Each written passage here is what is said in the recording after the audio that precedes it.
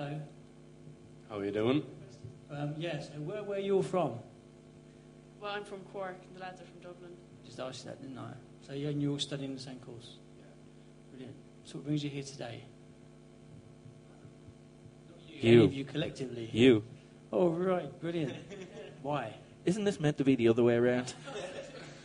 Oh, what? I'm asking you, you're supposed to ask me? Yeah, but I'm just getting around to that. Oh, right, go. Warm my audience up. All right, yeah, just a bit of background. All right, that's good. So what year are you all in? Same year? Yeah, we're in first year. This is our, fourth week? Did you get a good grant over here? No. You don't? Really? So how do you make ends meet? Jobs? Work? Yeah, just working. Really? Like what? What kind of jobs? Who works in a cafe? No one. Local shop. Anyway, enough about me. Come on in. Start the questions. We're studying recording actually at the moment, and we were just wondering, would you have any Jobs advice or jobs, in fact, yeah, but any advice for people starting out and what's good to know? Do I have any? No way. Any advice for starting? He knows less than me. Well, I know less than him. This is not going to bode very well. Advice for what? For the recording industry? Yeah, like, tips and stuff that you found helpful. Always smile, be pleasant. That's the first tip I could recommend. Don't drink too much.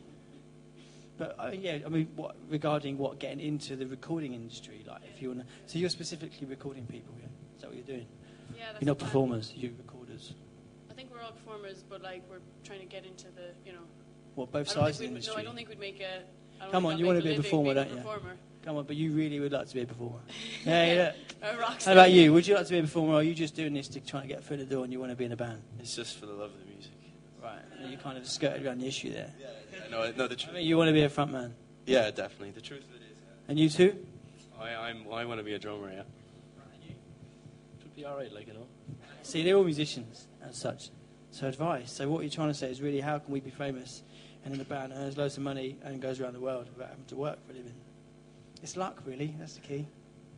No, I don't know. I think this day and age is about building a community of a good fan base and then developing it from there, really, rather than trying to go via the record company route. But it's quite an ambiguous answer, I suppose. But yeah, if I was going to advise now, I'd say build up like a local fan base and be really, I don't know, try and nurture your fan base as much as you can and get them really involved with it via things like mailing lists and stuff. But really target it. Don't just get a mailing list and then don't put it into a database. All that kind of stuff. Really focus it so you know exactly who your fans are. Get the forums up and that kind of stuff. How have you found your experience with your new record company? What record company? The 360. Oh, that record company. Well, it's just starting out, really. We're in early days, and at the moment, what they do is they take care of my digital stuff, and they help me liaise with the distribution company. And it's all been really good. Without them on board, I couldn't have done it. Well, I would have done it, but a lot less efficiently, really. So it's been great, and it's been a good freedom. We're just trying to really see where that's going to go from here. So it's going to be an interesting time, because I can't really afford the time anymore to be able to go out and do the records myself, and a lot of that work that I was doing, so we're looking to try and develop that and give them more control over that. So, obviously I've got a lot of faith and trust in them, or I wouldn't go down that route. I would have stopped it now. I said, get out of it and done it myself. But yeah, no, it's just going to be really good, and I think some of the ideas for the future they've got are same ideas as me, and to try and take it out of the whole corporation, our hands, and try and make it more, again, community focused really, and just more music friendly for the music itself. Whoa, that was great. Ooh. Okay, does that answer the question? Go ahead. Cool. If it's not clear and I'm just meandering on like a politician, just say what, and I'll try and clear it up. It's been a long day. What was this King of the Castles? What's it about? Why? Well, the words or the project? The whole thing. When did it start up? I just needed a creative outlet to get some songs out there, and it's sometimes hard if you're co-writing and you're quarter of a four-piece. It's nice to have that outlet yourself. And I mean, if you've got songs, then why not kind of do a solo thing, really? It wasn't. You wanted to go out and do your own thing? Yeah, I did. I wanted to do it. That's why I've done it. But it wasn't a kind of a real, right, I want to go solo now. Because it's not. I'm still as much as Baby Shams as I ever have been. But it was just important for me at the time to put the songs that I'd written, formulate them and get them out there, really. So yeah, I mean, it's not for anything else apart from a creative vision to get some art out there, because financially, it's cost me a lot more, and I'm not going to recoup that. So I'm lucky enough to be in a position financially to be able to do that creatively. So it's a creative kind of incentive, really, more so than anything else. How did you make the transition from being in a 4-piece band and having other egos to battle as opposed to being on your own? How did I do it? Was it a hard transition? It is a hard transition, yeah, and it's difficult going out and playing live and singing the songs when you're used to being at the back and driving the band. But I've got kind of an odd personality defect where I've just got this little thing, or this little man inside me that just pushes me into stuff, and then I always regret it. But I generally, like, when this started, I just booked myself loads of gigs without having any experience, and I thought, if I don't do it and push myself, I'll never get through and break through that threshold. It's about setting yourself up for a fall and being able to accept failure. And I knew that I could sit around in my bedroom all day and play songs and stuff, but until I set myself a date or a goal, an exact kind of working outside my boundaries, really, my safety net, it would never happen. So that's what I've done, booked some gigs, and I thought I was going to fall on my arse, but they're all right. I'm no master of singing or guitar, but I can get by. And I think it's not until you put yourself in those deep waters that you realise kind of what you're made of, really. And the album that you just released, you said you set yourself goals. Yes. How long was that deadline to get the album done and completed and everything? Like most things, I'm quite impatient, so I tend to say, right, the album's going to come out in 2 weeks' time. Then you worry about the rest later. Honestly, that's my advice generally for anything.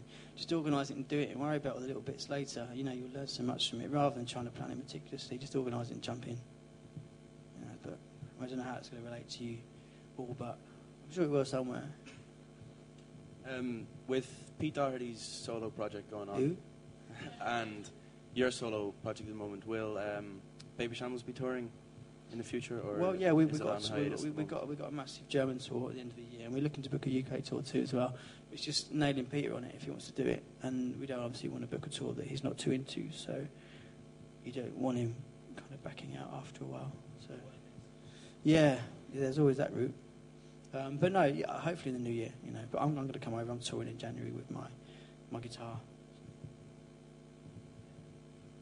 Say what? Well, I don't know. He's getting a bit nervous today. I had to give it a slap. Will you be doing any busking?